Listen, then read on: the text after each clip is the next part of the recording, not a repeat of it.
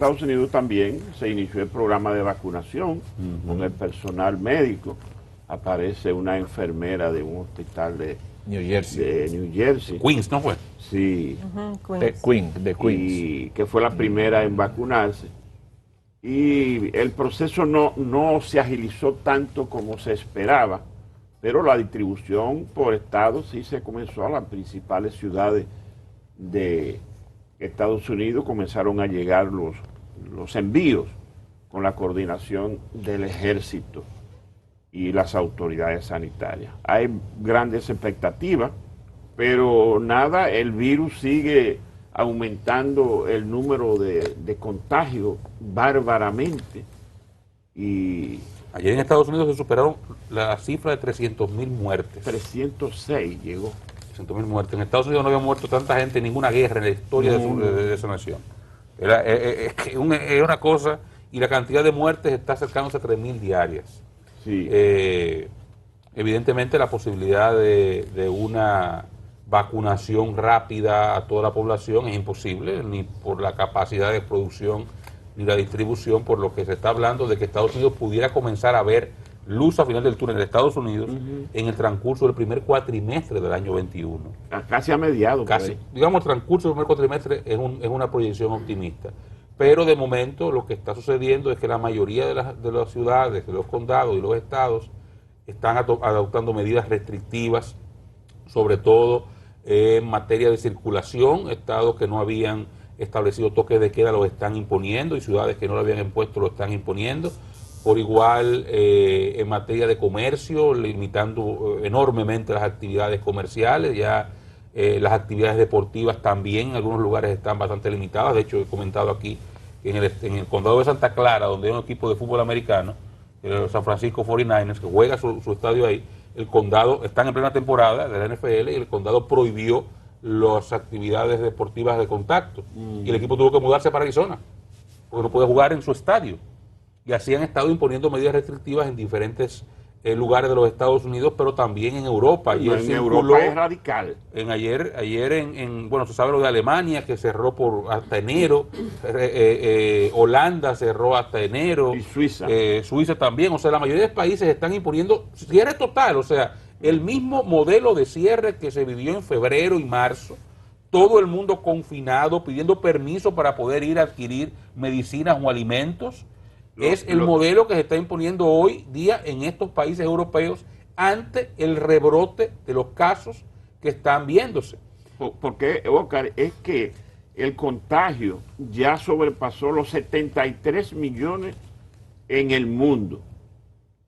Y en Estados Unidos hoy llega a 17 millones el número de contagios. Y ya pasó de los 300.000 los muertos. El índice de mortalidad continúa siendo moderado hacia abajo. De hecho, ha ido reduciéndose la cantidad de personas que mueren en todo el mundo. Hay diversas razones que explican esto, desde tratamientos, manejo de la enfermedad, preparación de los países para la hospitalización, pero sigue siendo una amenaza para desbordar, ante los posibles desbordamientos de las unidades de atención, tanto de aislamiento como de cuidados intensivos o de ventiladores. Es lo que se monitorea constantemente. En Estados Unidos hay lugares que ya comienzan a cruzar la línea roja de atención, y Europa por lo mismo, y eso hay que necesariamente trasladarlo a República Dominicana, donde hay ya preocupación en la sociedad y en las autoridades, porque se han visto, sobre todo desde el fin de semana, un repunte importante en el número de casos, en el nivel de positividad,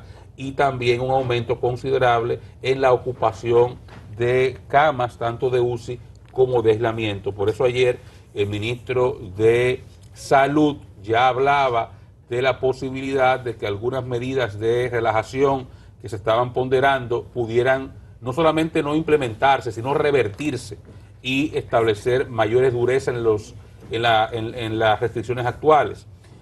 Hoy, creo que para hoy hay un anuncio, el presidente de la República va a hablar, reunido con el Gabinete de Salud, sobre lo que va a pasar con relación al COVID. Van a repasar lo que ha estado sucediendo hasta ahora, el manejo que se tiene, cuáles son las estrategias que estarían planteándose y qué hacer de cara a lo que evidentemente es un repunte en un momento complicado por el tema de las fiestas navideñas, y todo lo que esto conlleva como puntadera de familias, de personas, de grupos de trabajo y un poco la relajación propia de épocas festivas como esta. Entonces, habrá que esperar a ver cuál es la decisión del gobierno, pero lo que se prevé es que, al igual que está sucediendo en todas partes del mundo, se apliquen mayores restricciones para controlar el posible rebrote que ya estamos viviendo.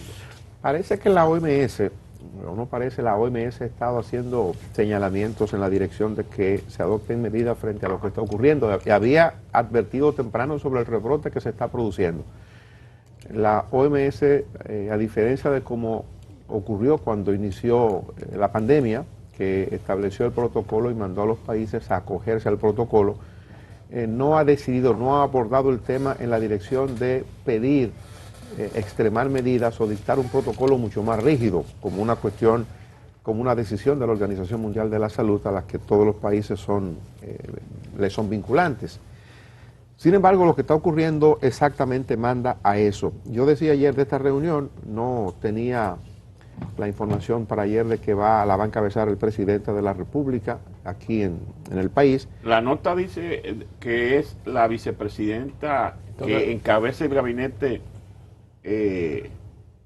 sanitario. Todo el gabinete de salud se reúne hoy. Y van a dar una rueda de prensa. Bueno, pero no habla del pero presidente. no, Vi el presidente. no, parece que va a participar el presidente. Y además, la connotación que tiene esto es como para que el presidente se involucre. Yo creo que el liderazgo del presidente, bueno, todos conocemos que el presidente de la República designó a la señora Raquel Peña, vicepresidenta de la República, como coordinadora del gabinete sanitario. Y lo hizo en la transición. Antes de asumir, ya él había designado a la señora Raquel Peña para que manejara los asuntos y tuvo que involucrarse ella en plena transición a despachar con las comisiones oficiales del gobierno saliente y tuvo que coordinar también algunas actividades que antes de llegar Luis Abinader a asumir la presidencia ya estaba haciendo para combatir el COVID. Pero tengo entendido que el presidente va a participar hoy. Yo solo ayer cuando daba la información decía que se iba a producir una reunión importante esta semana por las dimensiones que estaba alcanzando la pandemia en el país y citaba el caso de que en las últimas 48 horas, eso era ayer a esta hora que yo lo decía, es decir, entre sábado y domingo se habían reportado 2.240 casos de contagio, un asunto verdaderamente alarmante. El reporte de hoy habla de 400 y tantos casos, pero es porque se redujo la cantidad de pruebas a la PCR. Entonces, se reduce la cantidad de pruebas, se reduce la cantidad de contagios que se detecta, pero los niveles reales que se están registrando mantienen muy preocupado al sector sanitario. El ministro de Salud y su equipo han estado abordando el asunto y están atribuyendo, la información que tengo es que están atribuyendo esto a lo que se está produciendo. ¿Qué se está produciendo? Bueno, hay una mayor circulación de personas, comentábamos ayer de la cantidad de personas que se aglomera aquí en cualquier sitio. Puede tener que ver eso de entrada con que aquí se inició la entrega de la regalía hace 15 días, el día primero, se entregaron 18.900 millones de pesos como regalía. Se está entregando ahora la regalía para el programa Fase 1, que se está entregando una cantidad de dinero de 2.311 millones de pesos. Ese tipo de cosas evidentemente que ha generado un movimiento muy particular, como ocurre en cada diciembre, y la gente parece que se le olvida que estamos en tiempo de pandemia y sale a las calles a hacer todo como si estuviéramos en tiempos normales. La reapertura que se ha dado, la apertura que se ha dado en establecimientos comerciales antes de la entrega de la regalía tiene también que ver con eso. Entonces, el gobierno tiene que plantearse qué hacer aquí en República Dominicana. Vamos a seguir el modelo, que es lo que parece lógico, de otros países que han cerrado actividades importantes, vitales. Hay países que comenzaron con el confinamiento y han vuelto al confinamiento, permitiéndole salir solo a personas autorizadas en una familia. Solo un miembro de la familia tiene autorización para ir al supermercado, para ir a las farmacias. Y hay un control estableciendo que usted no puede distanciarse más de tantas cuadras del lugar donde usted vive. Bueno, pudiéramos aquí en la República Dominicana ir a eso. Yo lo veo difícil, pero sí estoy seguro que el gobierno está en la obligación, el gobierno que es el rector de todo, incluyendo de la parte sanitaria, obviamente, está en la obligación de replantearse el tema. Es posible que en esta reunión o de esta reunión de hoy salgan respuestas para esto. El presidente del Colegio Médico está haciendo un planteamiento que siempre el señor Waldo Ariel Suero fue muy extremo con las medidas que pedía. Hoy debo decir que parece que lamentablemente los hechos le han dado la razón.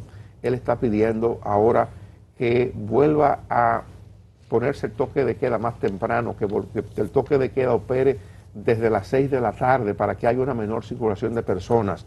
Yo creo que esa pudiera ser una salida, pero el gobierno evidentemente que está en una situación muy particular porque todo esto opera contra el esfuerzo real que ha hecho el gobierno dominicano para reactivar la economía, para que el país se abra en diferentes áreas, fundamentalmente en el tema del turismo. El presidente no ha parado en eso.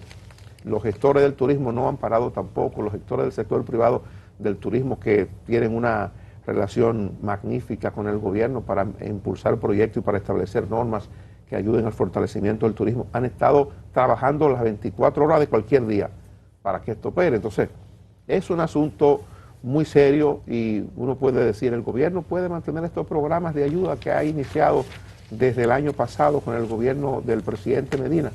Esto se podrá mantener durante qué tiempo pudiéramos ayudar a la gente que no está trabajando para que coma. Es una situación no tan grata. Mire, discúlpeme, Johanna, porque ese tema de lo que plantea Waldo Ariel Suero, y ahora que estamos hablando de una situación en la cual el gobierno piensa recrudecer o digamos, aplicar más restricciones, yo pienso que debemos volver a reflexionar sobre la ineficacia del toque de queda per se. Una cosa es, o sea, usted circular en su vehículo no es una fuente de contagio con su familia. Eso no es fuente de contagio. Eso no es necesario que ese despliegue militar y policial esté limitando el tránsito de personas en sus vehículos, a veces para meterlos presos en cárceles que son más fuentes de contagio, o trasladarlo todo en un camión uno arriba de otro. Cuando lo que estamos viendo es que, y yo contaba ayer aquí, lo voy a repetir, un domingo, dentro de hora de toque de queda, o sea, de hora normal de circulación, a la 1 de la tarde, en la plaza universitaria de la Sarasota, eso es un gorgorio. De gente con música todo lo que da, fumando juca y bailando, y todo lo que usted quiera. Un can. Entonces, yo pregunto, ¿qué es mayor foco de contagio? Una persona que transita con su familia a visitar a su mamá, o a ver a una hermana, o lo que usted quiera, o a dar una vuelta por el malecón porque está harto de estar tranquilo en la casa, o una gente que está en un conglomerado bebiendo, bailando y disfrutando de un can a la 1 de la tarde. Entonces, es un enfoque también que hay que hacer, porque una cosa es, yo no estoy de acuerdo que abran comercio. A las 9 de la noche cerrado el comercio. Usted no busca en la calle y está todo cerrado. Nada usted busca. Todo cerrado, todo lo que ofrezca un servicio cerrado, pero que usted pueda circular. Porque la circulación, y lo digo básicamente por el despliegue de fuerzas policiales, usted tiene que contar con miles de soldados dispuestos a hacer esta labor que usted está viendo en televisión en horas de la noche, en lugar de estar esa misma fuerza pública repartida por todas las áreas, sobre todo grandes centros urbanos, velando porque se cumplan las disposiciones, y no importa que sean las 12 del mediodía, de un martes o de un domingo, donde se llegue que haya una reunión de más de X cantidad de personas, y la autoridad establece, mire, no se aceptan reuniones de más de 10 personas. Entonces, a esa autoridad, donde llegue ya más de 10 gente, le mete una multa a todo el que esté ahí, incluyendo un comercio sobre todo. El comercio lo siente. Multas realmente que sean onerosas a los bolsillos de quienes estén ahí. Entonces, eso es lo que debe ocuparse. No continuar con un esfuerzo que incluso es contraproducente. Ayer lo observaba Bauta muy correctamente, el senador por Hermanas Mirabal. Cuando usted tiene una franja restringida de circulación, entonces en ese tiempo hay que hacerlo todo. Y si usted, si usted tiene, digamos, que hacer una serie de diligencias o una visita, usted tiene que hacerlo antes de las 7, porque si no le va el toque de queda. Si usted lo puede hacer a las 9, porque no hay problema con eso, hasta salir para un cajero, sacar un dinero o lo que fuera, hay menos posibilidad de usted aglomerarse con la gente. Son cosas que el gobierno debe ponderar. No solamente continuar utilizando la misma medida que está haciendo hasta ahora, sino ser creativos y buscar opciones diferentes que pueden ser más efectivas que continuar con algunas que se están aplicando hasta ahora. Don Luis, Johanna quiere decir algo. Sí. Sí, don Luis. Adelante, Johanna. Muchas gracias. Eh, una observación respecto a la disponibilidad de camas por hospitales. La verdad es que, como dice don Oscar, y he estado de acuerdo desde el tema hubo un momento en el que ya no tiene ningún sentido el tema de la restricción en la movilidad. El tema está en la apertura de los comercios. El tema de las plazas comerciales, de los malls, luego de que se empezó a entregar el tema del doble sueldo, el sueldo número 13, eso es alarmante la cantidad de personas. El tema de los restaurantes, el tema de los bares, donde no hay visiblemente ningún distanciamiento. No existe. Entonces el tema, hay que ver que los dueños de estos negocios también deben tener responsabilidad en cómo administran el distanciamiento en sus lugares. Entonces las personas desde que se empiezan a tomar un trago, ya usted no se puede poner la mascarilla si se está tomando un trago. Si se va a almorzar, no va a tener la mascarilla puesta tampoco para almorzar. Pero debe el comercio hacer la distribución del distanciamiento de las personas. Entonces les voy a mencionar algunas por ejemplo, de los hospitales y su disponibilidad de camas. El Marcelino Vélez Santana, aquí en Herrera, tiene 8 camas disponibles de UCI, o sea, de unidades de cuidados intensivos, tiene 8. De esas 8, todas están ocupadas. El Morillo Quín de la Vega tiene 9, destinadas para las personas con COVID, las 9 están ocupadas. Sedimat tiene 7 disponibles para esos casos, las 7 están ocupadas. Hospitén tiene 22 camas disponibles, hay 20 camas ocupadas. Es para que entendamos la situación, cómo es que va, porque a veces nos sentimos muy seguros, sobre todo los más jóvenes o los que ya le ha dado el COVID. Recordarle que repite que hay personas que le ha repetido el virus, lamentablemente. Entonces, ese tema de llegar a un centro médico en busca sobre todo de la ventilación, de que eso es lo que llegan casi siempre requiriendo las personas afectadas por COVID, está complicada la situación aquí en el Distrito Nacional, que prácticamente entre el 60 y el 70% de esas camas disponibles están ocupadas. Bueno, miren, el COVID fue tan fuerte, nos sorprendió tanto, que no solamente sorprendió a cada país, sino sorprendió a los médicos inclusive. Y yo creo que uno tiene que evolucionar como han venido las cosas. Yo estoy al día de hoy totalmente de acuerdo en flexibilizar y quitar el toque de queda, por lo que ustedes han argumentado. Voy a usar una referencia. Cuando esto comenzó, acuérdense que era obligatorio los guantes y la mascarilla. Sí. Los médicos al cabo de un poco tiempo se dieron cuenta que los guantes lo que hacían era traerte COVID por su característica. ¿Qué hicieron? Se quitaron los guantes. Entonces el toque de queda. Óigame, en un vehículo que yo sepa, por mucho, no son esos vehículos que traen migrantes, que meten 70, pero un vehículo más que pueden caber son 6. Pero esas 6 personas usualmente son familias y están en su casa. Entonces el libre tránsito tiene lógica que se elimine esas barreras y que la gente se pueda movilizar, porque en esos vehículos, si no llevan portadores del virus, y si lo llevaran lo tienen en su casa, número 1. Número 2, a mí me parece que lo que hay que poner una restricción total al distanciamiento social que se expresa en lugares, con sus excepciones. Turismo de playa, que lo necesitamos. Bueno, aquí hay una serie de hoteles que viene haciéndose una labor inmensa en el interior. Esa gente llega ahí, no sale de ahí, de esos resorts. Debe de llegar y debe buscarse la forma de que exista también su mecanismo, porque ahí adentro la gente lo que está cogiendo sol y playa y eso. Ahora bien, debemos llegar a un nivel de entender esto. Miren, voy a citar un caso deportivo, una pelea que hay de Canelo este sábado. Quedan 800 asientos en el Alodón de Tesa. ¿Ustedes saben por qué? Porque dispusieron que solamente de un lugar donde se meten 70,000 personas, nada más facilitaron 12,000 asientos. Y de esos 12,000 nada más quedan 800 a un precio carísimo. Entonces, ahí van a hacer la pelea, pero crearon el distanciamiento entre uno y otro. con la rigurosidad de la autoridad. Aquí, usted pasa por una plaza, usted ve video, usted ve fotos, y la gente está, ahí es que se está germinando el tema, porque está en Faruco. Ayer decía el obispo de la diócesis de Higüey que cómo es que las autoridades no ven los colmadones y los drinks que están llenos todos los días y a todas horas. Bueno, pero entonces va a haber que traer la policía de Arkansas también, porque es que tampoco la policía puede hacer todo eso. Entonces, donde hay que poner, ¿tú sabes cómo se logra eso? Al lugar que van y encuentran, multan al que están ahí y cierran, al comercio, y sí. lo cierran. Entonces, eso es lo que hay que hacer, porque si no, búsquense bien los numeritos cómo van, ya las propias autoridades y el director del centro, que fue Sweck, el que vino aquí, no me acuerdo su nombre, ya dijo que sí, que la positividad se ha elevado y todo eso. Aquí la gente está organizándose en la Nochebuena y la Navidad como si nada estuviese pasando.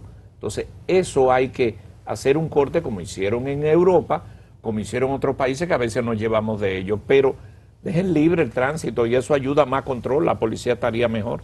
Totalmente de acuerdo con eso.